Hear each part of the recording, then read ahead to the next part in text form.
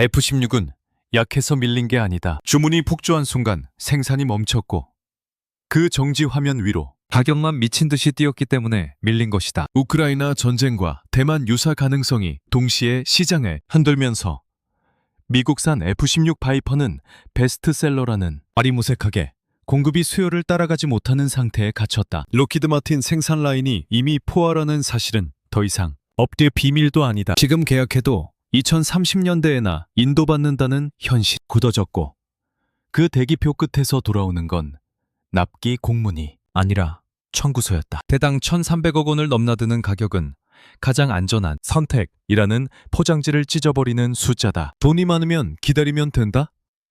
전장 환경은 고객의 인내심에 맞춰 움직이지 않는다. 특히 동남아, 남미, 동유럽처럼 예산이 빡빡한 국가들에게 비싸고 늦는 전투기는 사실상 전투력이 아니라 장식품에 가깝다. 시장에서 흔히 말하는 표준이란 단어가 이런 순간엔 아주 잔인하게 들린 표준이라는 이름으로 경쟁자를 눌러왔던 쪽이 정작 표준을 공급할 능력을 스스로 잃어버렸기 때문이다. 이 틈은 단순한 가격 공백이 아니다. 필요한 시기에 전력을 채울 수 있느냐?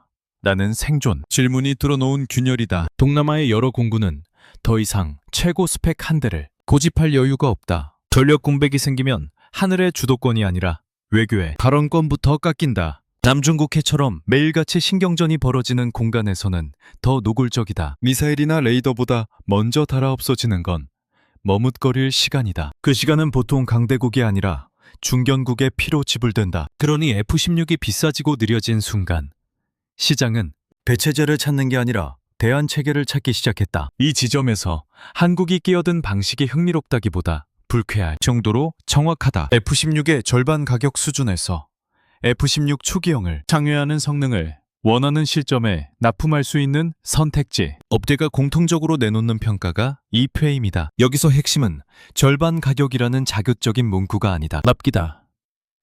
납기 문제를 해결하지 못하는 전투기는 비행기 이전에 정치 리스크다. 그리고 한국은 그 리스크를 제품의 스펙이 아니라 공급, 능력과 개발 속도, 고객 맞춤형 개량으로 뒤집으려 한다. 대체품이 아니라 정해진 공백을 메우는 유일한 대안이라는 문장을 만들어내는 방식으로 2026년 싱가포르 에어쇼 현장에서 시선이 한국 KAI 붓으로 쏠린 것도 그래서다. 에어쇼에서 파생형이야 늘 나온다. 하지만 이번 공개가 던진 메시지는 또 하나의 전시용 모델이 아니라 시장 지배구조를 찢는 칼날에 가까웠다. FA-50이라는 플랫폼은 그동안 훈련기 태생이라는 꼬리표를 달고 평가받아왔다. 기동성, 가성비, 운용 효율을 인정받으면서도 결정적인 순간마다 경전투기 한계라는 말을 듣던 그 프레임. 그런데 그 프레임을 가장 단순한 형태로 가장 잔인하게 깨는 장면이 등장했다. 후방 조종석을 과감히 드러낸 단좌형. 누군가는 의자 하나 뺀 것이라며 가볍게 말할 수 있다. 그런 평가는 안전하다. 그리고 대개 안전한 평가는 시장을 읽지 못한다. 단좌형이라는 선택은 미학이 아니라 계산이다. 경전투기 시장의 빈틈을 정확히 타격하려면 고객이 겪는 고통이 어디서 발생하는지부터 찔러야 한다. 남중국해에서 매일같이 분쟁을 겪는 국가에게 전투기 도입은 무기 쇼핑이 아니다. 그것은 국가 생존과 직결되는 협상 지렛대이자 상대가 떠보는 순간을 끊어내는 응답 시간의 단축이다. 필리핀처럼 스카보로 암초 인근에서 중국 해경선과 배치하다 연료 때문에 회항해야 했던 경험이 있는 정군에게 더 오래 머무를 수 있느냐는 스펙 항목이 아니라 굴욕의 반복을 끝내는 조건이다. 이 조건을 충족시키지 못하는 전투기는 아무리 이름값이 있어도 그림의 떡이 된다. 미국산은 비싸고 늦었다. 중국산은 싸도 신뢰가 없다. 유럽산은 기술 이전과 가격, 유지비에서 늘 계산이 복잡해진다. 중견국에게 남는 선택지는 결국 지금 당장 쓸 수 있는 전용 전술기다. 그리고 한국은 그 문장 속의 단어들을 하나씩 실무적으로 채우는 데 익숙해졌다. 과거처럼 남의 설계도를 받아와 조립하는 속도로는 이런 틈을 먹을 수 없다. 지금 한국이 던지는 건 기체 한 대가 아닌 강대국 틈바구니에서 살아남아야 하는 국가들을 위한 새로운 안보 솔루션이라는 주장이다. 그 주장이 오만하다고? 오만은 보통 납기를 지키지 못하는 쪽에서 나온다. 한국은 지금 납기와 가격 그리고 개량 의지를 동시에 내세우며 그 오만의 빈자리를 들춰내고 있다. 물론 이 판에서 진짜 중요한 질문은 단좌형이 멋있냐가 아니다. 시장이 갈라진 이유가 생산 포화와 가격 폭등이라면 틈을 뚫는 무기는 화려한 슬로건이 아니라 비어있던 공간을 무엇으로 채웠는가라는 냉정한 기술 운용의 합이다. 그리고 바로 그 비어있는 자리, 후방석이라는 빈칸이 경쟁자들이 가장 두려워하는 형태로 시장의 약점을 찌르기 시작했다. 의자 하나를 덜어냈다는 표현은 정확하지 않다. 정확한 표현은 고객이 피로하게 계산하던 1분 1초를 기체 중심부로 흡수해버렸다는 것이다. 기존 복저형 FA50에서 후방 조종사가 앉던 공간은 단순한 좌석이 아니었다. 훈련기 태생이라는 상징, 경전투기라는 한계의 시각적 증거였다. 단저형으로 전환하며 그 공간에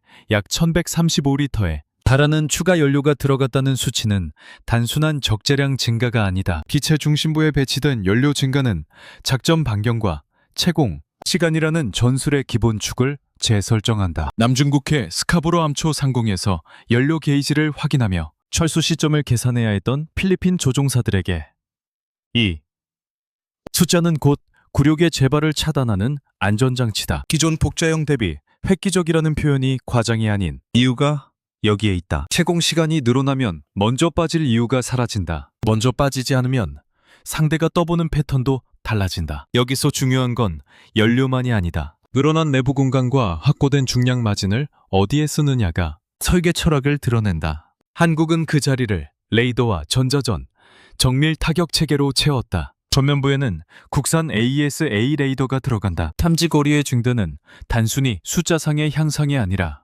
교전, 개념의 전환을 의미한다. 기존의 유관 식별과 근접 교전을 전제로 하던 운용 방식에서 중거리 공대공 미사일 운용이 가능한 플랫폼으로 이동하는 순간 조종사는 가까이 가서 싸우는 전투기가 아니라 보이지 않는 거리에서 먼저 쏘는 플랫폼을 다루게 된다. 미국 레이시온의 AIM-120급 무장 운용 가능성은 그 전환을 완성하는 조각이다. 이 조합은 훈련기 계열이라는 꼬리표를 설계 차원에서 잘라내는 선언에 가깝다. 우측에 추가된 공중급유 프로브는 또 다른 층위를 연다. 추가 연료 1135리터가 기초 체력을 늘려놓았다면 공중급유는 작전 지속 능력을 구조적으로 확장한다. 이는 단순히 더 멀리 간다는 의미가 아니다. 언제까지 머물 수 있느냐라는 질문에 대해 유연한 답을 제공한다는 뜻이다. 특히 분쟁 수역 상공에서의 초계, 경고, 압박 비행, 장시간 존재 자체가 메시지 상대가 채공 능력을 계산해 도발 수위를 조절하는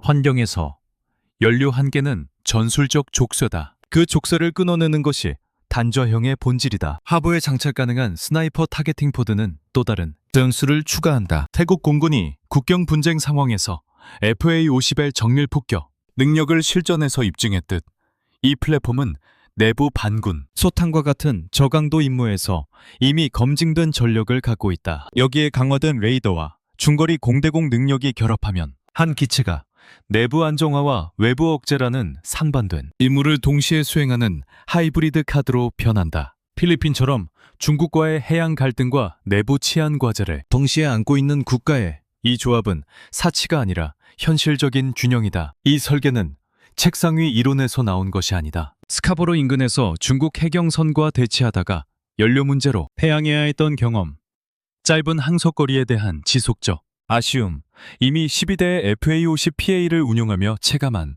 장단점이 모두 설계도 위에 반영되었다. 고객이 겪은 고통을 구조적으로 해결하는 방향으로 개량이 진행됐다는 점이 핵심이다. 단저형은 새로운 플랫폼이 아니라 이미 검증된 플랫폼의 약점을 정면으로 도려낸 결과물이다. 기존 인프라 역시 무시할 수 없다. 필리핀은 이미 조종사 교육 체계, 정비창, 무장, 호환성 등 주요 요소를 한국 표준에 맞춰 구축해두었다. 이 상황에서 완전히 다른 기종으로 갈아타는 것은 비용과 리스크가 모두 크다. 반면 동일 계열의 단저형 도입은 체계 전환 비용을 최소화하면서 성능을 끌어올리는 방식이다. 훈련기에서 출발했기 때문에 오히려 유지비와 운영, 효율에서 강점을 가진 플랫폼이 추가 연료와 항전, 장비로 전투기적 성격을 강화한 셈이다. 결국 단저형은 가성비 모델이라는 단순한 이미지와 거리가 멀다. 이는 훈련기 계열의 마지막 한계를 잘라내고 중견국이 감당 가능한 예산 안에서 공중우세의 최소 조건을 확보하게 만드는 설계적 반격이다. 상대국이 제공하는 고가의 하이엔드 한 대 대신 현실적인 예산으로 장시간 버티고 먼저 쏠 수 있는 기체를 2대 확보하는 선택. 이 구조는 단순한 성능 비교표를 넘어 구매 결정의 논리를 뒤흔든다. 그리고 이 모든 변화의 출발점은 화려한 신기술이 아니라 비어있던 한 자리였다. 그 빈자리를 무엇으로 채웠는가에 따라 전술의 성격이 달라지고 그 전술의 변화가 곧 지역 안보 지형을 바꾸는 출발선이 되기 시작했다. 연료를 채운 것만으로는 전장의 규칙이 바뀌지 않는다. 규칙을 바꾸는 것은 감지거리와 교전 개념이다. 국산 AES-A 레이더의 탑재는 상징이 아니라 구조적 전환이다. 기계식 레이더 기반의 탐지 한계에 묶여있던 플랫폼이 능동 위상 배열 레이더를 장착하는 순간 전투기의 의미가 달라진다. 탐지거리의 비약적 증가는 단순히 더 멀리 본다는 표현으로는 부족하다. 먼저 본다는 것은 먼저 결정한다는 뜻이고 먼저 결정한다는 것은 교전의 주도권을 쥔다는 의미다. 기존 FA-52 유관 확인이나 비교적 근접한 교전 환경을 전제로 움직였다면 AESA 기반의 단저형은 중거리에서 상황을 장악하고 선택적으로 교전을 개시할 수 있는 플랫폼으로 이동한다. 여기에 AIM-120급 중거리 공대공 미사일 운용 가능성은 전환을 완성하는 결정적 조각이다. 단거리 교전 중심의 경전투기와 BVR 가시거리 밖 교전을 수행하는 전술기는 근본적으로 다른 체계다. 중거리 미사일을 장착하는 순간 조종사는 적을 확인한 뒤 대응하는 존재가 아니라 먼저 포착하고 먼저 쏘는 존재가 된다. 남중국해와 같이 긴장도가 높은 공간에서 이 차이는 심리적 억제력으로 직결된다. 상대가 접근 거리를 계산해야 하는 상황에서 중거리 대응 능력은 단순한 무장이 아니라 접근 억제 장치다. 단저형 FA-50은 여기서 멈추지 않는다. 우측면에 추가된 공중급요 프로브는 이미 확보한 1135리터의 추가 연료와 결합해 작전 지속 능력을 구조적으로 확장한다. 이 조합은 단순한 항속거리 증가가 아니다. 채공 시간의 확장은 곧 존재의 지속이다. 중국 해경선과 대치하는 상황에서 몇 분 더 머무를 수 있느냐는 전술적 숫자가 아니라 외교적 메시지다. 더 오래 머무를 수 있는 전투기는 상대의 계산을 바꾼다. 상대가 저쪽은 곧 돌아갈 것이라는 전제를 세울 수 없게 만드는 순간 주도권의 무게추는 이동한다. 하부 장착 가능한 스나이퍼 타겟팅 포드는 또 다른 층위를 더한다. 태국 공군이 국경 분쟁 상황에서 FA-50의 정밀 폭격 능력을 실전으로 증명한 사례는 이미 존재한다. 정밀 유도 무장을 운용할 수 있는 능력은 저강도 분쟁, 단군 소탕, 국지적 충돌 상황에서 비용 대비 효율이 높은 선택지다. 여기에 AES와 중거리 미사일이 결합하면 동일 플랫폼이 내부 안정화 임무와 외부 억제 임무를 동시에 수행할 수 있는 하이브리드 전력으로 전환된다. 한 기체로 두 영역을 커버하는 구조는 예산이 제한된 국가에게 전략적 유연성을 제공한다. 중요한 점은 이 모든 조합이 훈련기 파생형이라는 틀을 해체한다는 사실이다. 훈련기 기반이라는 이유로 낮춰보던 시선은 AESA, 중거리 미사일, 공중급유, 정밀 타격, 포드라는 조합 앞에서 설득력을 잃는다. 더 이상 가성비 훈련기가 아니라 실전용 전술기다. 플랫폼의 출신이 아니라 현재 장착된 감지 타격 체계가 전투기의 성격을 규정한다. 이 지점에서 강대국들의 계산이 어긋난다. 고가의 하이엔드 전투기만이 BVR 교전과 장시간 작전, 수행을 독점할 수 있다는 전제가 흔들리기 때문이다. 단저형 FA-50이 절반 수준의 가격에서 중거리 교전과 장시간 채공 능력을 결합해 제시되는 순간 비싸야 강하다는 공식은 균열을 보인다. 시장이 원하는 것은 최고 스펙의 상징이 아니라 당장 운용 가능한 억제력이다. 그리고 한국은 이 억제력을 기술적 독립성 위에 올려놓고 있다. AES A 레이더를 외부에서 통째로 수입해 장착하는 방식이 아니라 자체 개발 역량을 축적해 통제권을 확보하는 방향이다. 해외 업체들이 핵심 알고리즘 접근을 제한하려 했던 과거의 장벽을 넘어서 독자 주도권을 확보했다는 점은 단순한 기술 뉴스가 아니다. 이것은 수출 협상에서의 지렛대다. 레이더와 항전 체계를 통제할 수 있는 국가만이 조건을 유연하게 설계할 수 있다. 단저형 FA-50의 전환은 연료 증가라는 물리적 변화에서 시작해 AES와 중거리 미사일, 공중급유, 정밀 타격 체계라는 4개의 축으로 확장된다. 이 4축이 결합하는 순간 플랫폼은 더 이상 경전투기의 보조 카드가 아니라 중견국이 선택할 수 있는 실질적 억제 수단으로 자리 잡는다. 전제는 여기서 끝나지 않는다. 이런 구조적 전환이 실제로 어떤 국가의 전력 구조와 구매 결정에 가장 직접적인 압력을 가하고 있는가 하는 질문이 남는다. 남중국해에서 먼저 돌아서는 쪽은 패배를 선언하는 쪽과 다르지 않다. 필리핀 공군이 스카보로 암초 인근에서 중국 해경선과 대치하다가 연료 문제로 회항해야 했던 경험은 단순한 전술적 제약이 아니었다. 그것은 채공 능력의 한계가 곧 주권 주장 능력의 한계로 직결된다는 현실을 드러낸 사건이었다. 기존 복자형 FA-50을 운용하며 기동성과 운용 효율에는 만족했지만 짧은 항속거리에 대한 아쉬움을 지속적으로 토로해왔다는 점은 이미 알려진 사실이다. 이 불만은 감정이 아니라 숫자에서 출발한다. 추가 1135리터 연료라는 수치는 바로 그 숫자의 반전이다. 필리핀은 이미 12대의 FA-50PA를 운용 중이다. 조종사 양성체계,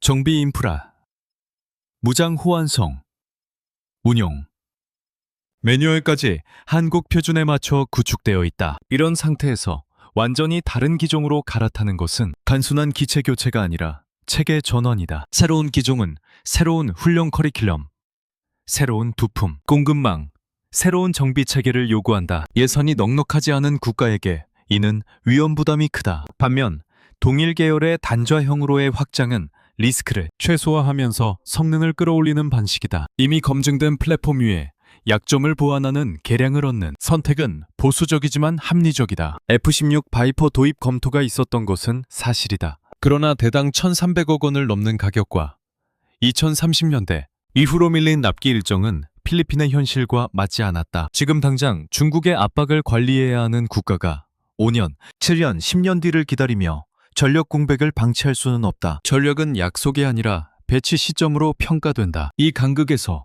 FA-50 단좌형의 600억에서 700억 원대 추정 가격과 상대적으로 빠른 개발 일정은 단순한 가성비가 아니라 생존 전략으로 해석된다. 중요한 것은 수량이다. 하이엔드 전투기 한 대로 상징적 억제를 노리는 것과 중견급 전투기 2대로 실질적 상시 초계를 유지하는 것은 다른 계산이. 남중국해 상공에서의 억제는 스펙 비교표가 아니라 출격, 횟수와 채공 시간, 그리고 반복 가능한 운용 능력에서 나온 FA-50 단좌형은 추가 연료와 공중급유 프로브, ESA, 레이더, 중거리 미사일 운용 능력을 결합함으로써 짧게 등장하는 존재에서 계속 머무는 존재로 성격을 바꾼다. 필리핀 입장에서 이는 단순한 전력 증강이 아니라 태도의 전환이다. 더욱이 최근 비전투 손실로 기체 한 대를 잃었음에도 불구하고 필리핀 정부가 즉각적인 추가 도입 의사를 밝힌 점은 의미심장하다. 이는 특정 기체에 대한 감정적 신뢰가 아니라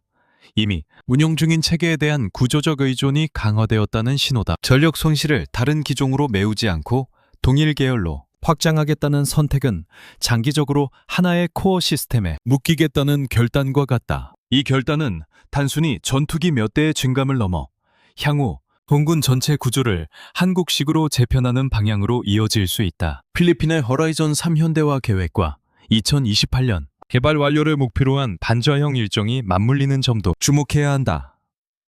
일정이 맞지 않는 무기는 전략이 될 수 없다. 일정이 맞는 무기는 전략의 일부가 된다. 강대국의 생산 라인이 포화된 상황에서 중견국의 시간표에 맞춰 움직일 수 있는 공급자는 자연스럽게 협상에서 우위를 점한다. 필리핀은 더 이상 언젠가 도착할 전투기를 기다릴 여유가 없다.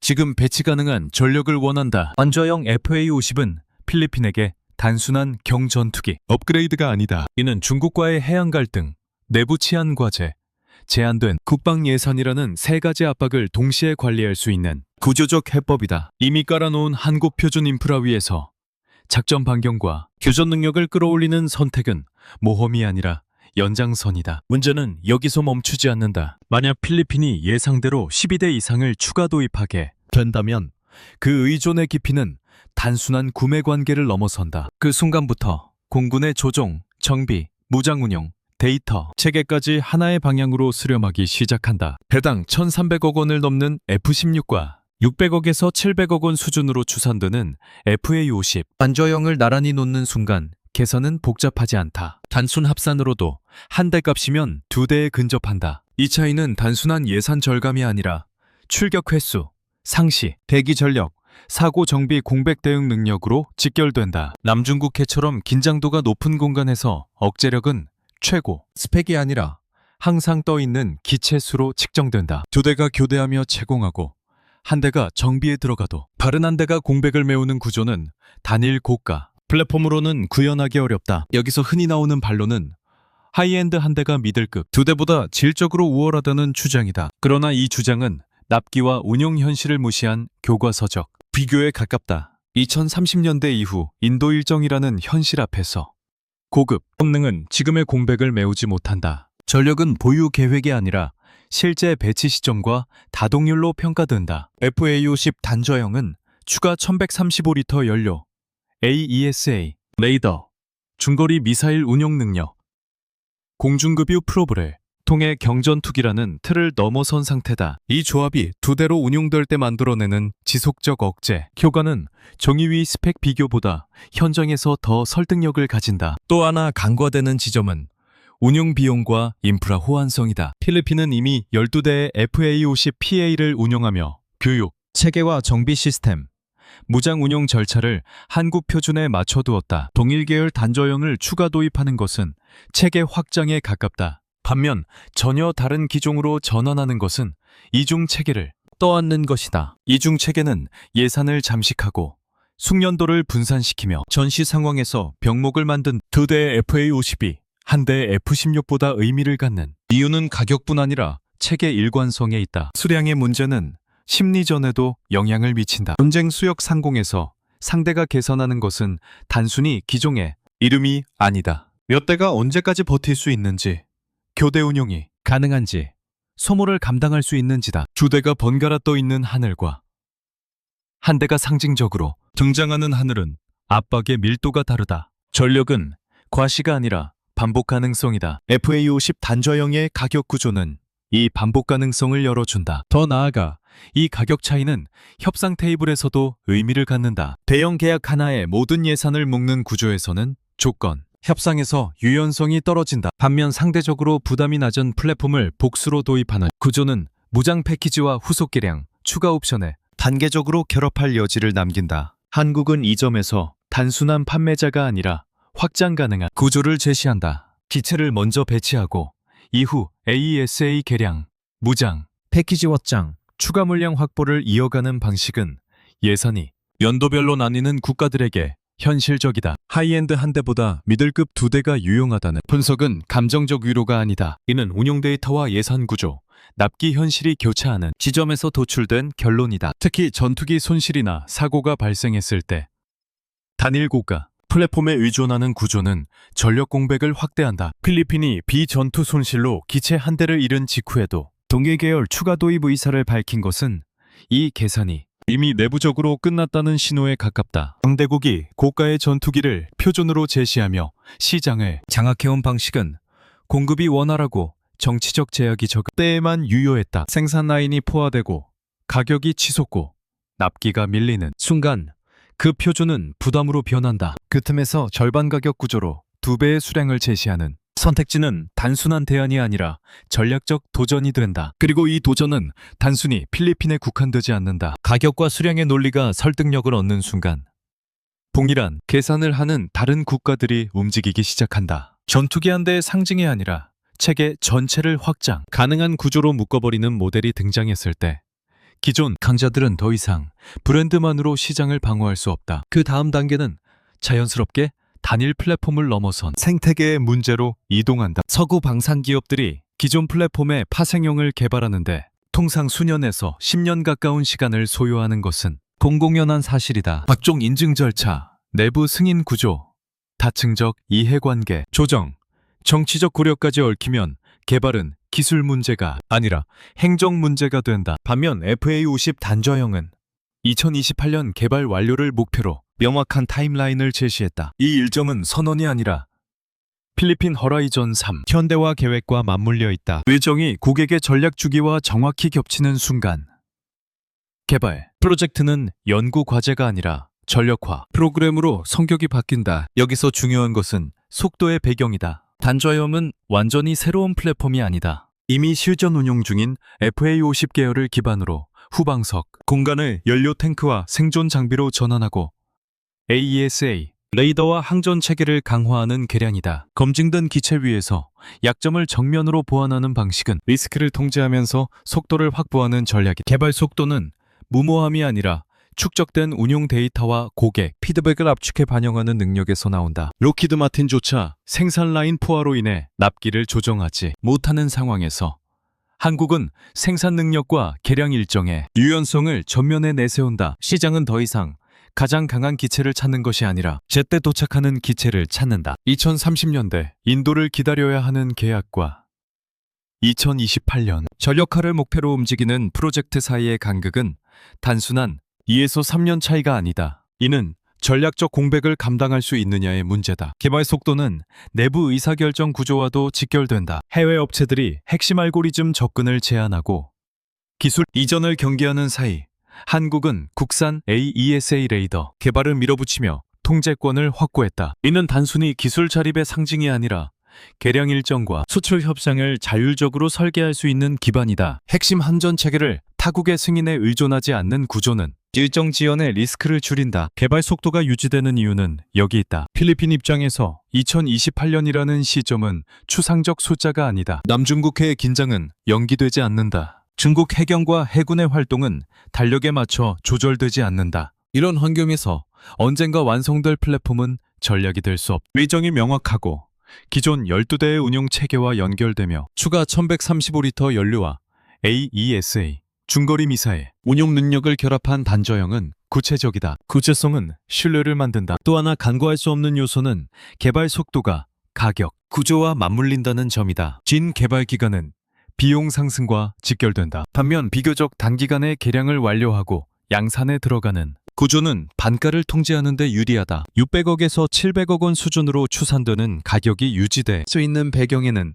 이런 구조적 효율이 있다. 일정과 가격은 분리된 변수가 아니다. 둘은 같은 시스템에서 나온다. 강대국 중심의 방산 질서에서는 고객이 생산 라인의 끝에서 차례를 기다리는 것이 당연한 것처럼 여겨져 왔다. 그러나 중견국의 안보 환경은 더 이상 그런 관성을 허용하지 않는다. 개발과 납기를 고객의 전략 주기에 맞추는 공급자가 등장하는 순간 시장의 기준은 이동한다. 간좌형 FA50의 2028년 목표는 단순한 스케줄이 아니라 기다리라는 질서에 대한 정면 반박이다. 그리고 이 속도는 단지 한 기종의 문제가 아니다. 동일한 개발 개량 구조가 상일 플랫폼으로 확장될 경우 중견국이 선택할 수 있는 전력 옵션은 단계적으로 이어진다. 경전투기에서 시작해 4.5세대급 전투기로 넘어가는 흐름이 일정과 맞물려 움직이기 시작하면 기존 강자들이 의존해온 느린 주기와 높은 장벽은 더 이상 절대적이지 않다. 필리핀이 반저형 FA50을 12대 이상 추가 도입하게 된다면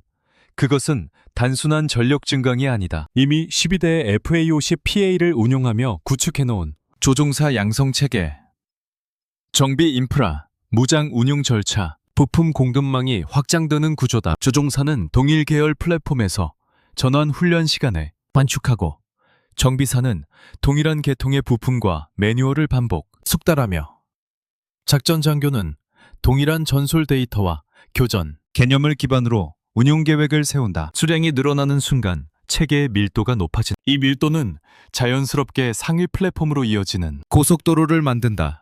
FA 50계열에서 축적된 운용 경험과 항전 체계, 이해도는 4.5세대급 KF-21로의 전환 비용을 낮춘. 조종사는 이미 한국식 항전 인터페이스와 운용 철학에 익숙하고 정비 인력은 유사한 계통과 관리 체계를 경험한다. 무장 체계 역시 단계적으로 연동될 수 있다. 이 흐름은 우연이 아니다. 폴량기 T-50, 전술인문기 TA-50, 경전투기 FA-50, 그리고 KF-21로 이어지는 라인업은 단절이 아니라 연속성을 전제로 설계된 구조다. 단좌형 FA-50의 추가 도입은 필리핀 공군이 사실상 K-코어 시스템에 더 깊이 묶이는 것을 의미한다. 부품 공급, 소프트웨어 업데이트, 항전 기량, 무장, 통합 과정에서 한국과의 협력 비중이 높아질 수밖에 없다. 이는 단순한 의존이 아니라 표준의 채택이다. 한번 표준이 정해지면 다음 선택은 그 표준 위에서 이루어진다.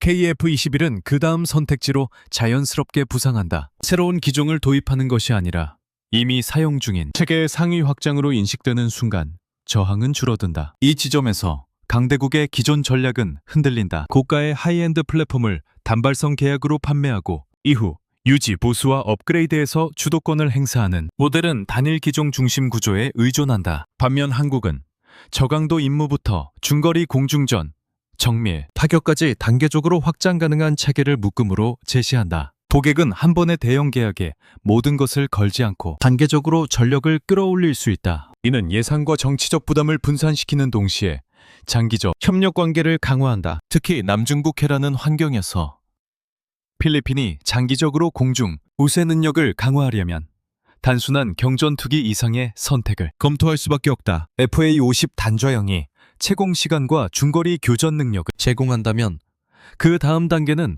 더 넓은 작전 반경과 더 강력한 센서 무장 통합을 갖춘 플랫폼으로 이동한다. KF-21은 이 지점에서 단절이 아닌 자연스러운 진화로 자리 잡는다. 이미 한국식 체계에 익숙한 공군에게 완전히 새로운 서구 플랫폼으로의 급격한 전환은 비용과 리스크가 크다. 반면 동일한 철학과 기술 축을 공유하는 상위 기종은 연장선에 가깝다. 여기서 핵심은 시간이다. 단좌형이 2028년 전력화를 목표로 움직이는 동안 필리핀 공군은 운용 데이터와 전술 교리를 축적한다. 이 데이터는 상위 플랫폼 도입 시 설계 요구 조건으로 환유될 수 있다. 한국은 단순히 기체를 판매하는 것이 아니라 고객의 운용 경험을 다음 단계 개발에 반영하는 구조를 만들 수 있다. 이렇게 되면 KF-21은 외부에서 들여오는 완성품이 아니라 일정 부분 공동 이해를 공유한 결과물로 인식된다. 단좌형 FA-50의 추가 도입은 숫자의 증가를 넘어 체계의 방향성을 결정한다. 한 번 선택된 표준은 다음 선택을 주정하고 그 다음 선택은 또 다른 확장을 낳는다. 이 연쇄 구조가 굳어질 경우 한국은 단순한 공급자가 아니라 필리핀 공군 전력 구조의 핵심 축으로 자리 잡게 된다. 그리고 이 모델이 동남아에서 검증되는 순간 동일한 계산을 하는 다른 지역의 국가들, 특히 미국의 고가, 지연, 구조에 불만을 품은 국가들을 이 어떤 선택지를 진지하게 검토하게 될지에 대한 압력은 자연스럽게 중동으로 이동하기 시작한다. 사우디아라비아는 오랫동안 미국의 핵심 동맹으로 중동 안보 질서를 떠받쳐왔다. 그러나 F-35 도입 요청에 대한 미온적 태도는 균열의 시작이었다. 이스라엘과의 역학관계를 고려한다는 명분 아래 사실상 판매를 유보하는 구조는 사우디 입장에서 자국 공군, 현대화가 타국의 정치적 계산에 종속될 수 있다는 경고로 읽힌다. 카슈크지 사건 이후 누적된 외교적 압박과 인권 문제를 둘러싼 비판까지 겹치면서 사우디는 한 축에만 의존하는 안보 구조의 위험을 체감했다. 이 불신은 감정이 아니라 구매 전략의 수정으로 이어졌다. 바로 그 시점에 한국은 KF-21을 단순 판매가 아닌 공동개발 협력 모델로 제시했다. 현재 KF-21 도입 협상을 진행 중인 국가가 사우디 한 곳이 아니라 7개국에 이른다는 점은 상징적이다. 한국은 2025년 2개의 우선 협상국을 선정해 수출을 본격화할 계획을 세워두고 있다. 이는 단순한 수요 탐색이 아니라 다수 국가를 대상으로 격려 협상을 진행하며 협상력을 확보하는 전략이다. 사우디가 그중 핵심 후보로 부상한 이유는 자금력과 대규모 교체 수요 때문이다. 사우디 공군이 운용 중인 F-15CD, 유로파이터, 타이푼, 토네이도 전력은 상당 부분 노후화 단계에 접어들었다. 트렌치, 이 버전의 교체 필요성과 F-15 계열의 개량, 압박을 합산하면 최소 100대에서 최대 180대에 달하는 잠재 수요가 거론된다. 이 물량 중 일부만 KF-21이 확보하더라도 단일 계약으로는 K방산 역사상 전례 없는 규모가 된다. 여기에 훈련기 교체 사업까지 겹친다. 노후화된 호크 계열을 대체하기 위한 경쟁에서 한국은 FA-50과 TA-50을 동시에 제시하며 고등훈련과 전술 임무를 통합하는 패키지를 제안하고 있다. 경전투와 훈련 체계를 한 번에 묶는 구조는 사우디처럼 대규모 공군을 운영하는 국가에 효율성을 제공한다. KF-21의 매력은 단지 기체 성능에 있지 않다. 블록 1과 블록 2 개발이 궤도에 오른 상황에서 향후 블록 3에서는 스텔스 성능 강화와 무인기 연동 운용, 미래전 요소가 반영될 가능성이 제기된다. 사우디가 공동 개발 형태로 참여해 자본을 투입하고 일정 수준의 기술 지분이나 생산 접근권을 확보하는 시나리오는 현실적이다. 미국이 F-35에서 철저히 통제하는 기술 자산과 달리 한국이 독자 개발한 AESA 레이더와 항전 시스템은 협상 여지를 남긴다. 기술 이전과 공동 생산에 대한 유연성은 서구 주요 업체들이 쉽게 내주지 않는 카드다. 중동 시장의 특성은 다극화다. 사우디는 미국, 유럽, 러시아 등에서 무기를 분산, 구매에 특정 국가에 종속되지 않는 전략을 유지해왔다. 최근 미국에 대한 신뢰 균열과 유럽 업체들의 제한적 기술 이전 태도는 한국에게 기회를 제공한다. KF-21과 FA-50을 묶은 패키지는 단순한 전투기 판매가 아니라 자국 항공우주 산업을 육성하려는 사우디의 장기 전략과도 맞물린다. 공동 개발과 생산 참여는 사우디가 단순 구매자가 아닌 파트너로 자리매김할 수 있는 통로다. 여기서 다시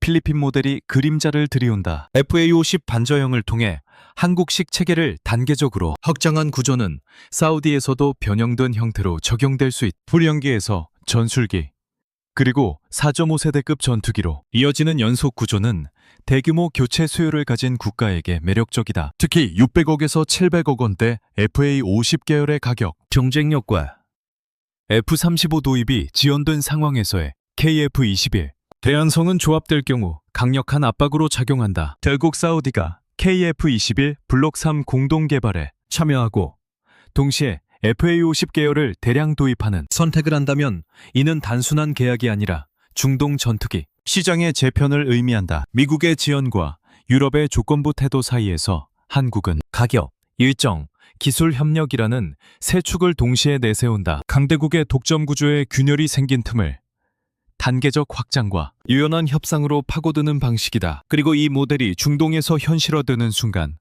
더 이상 질문은 KF-21이 팔릴 수 있는가가 아니라 누가 그 생태계밖에 남게 되는가로 바뀌기 시작한다.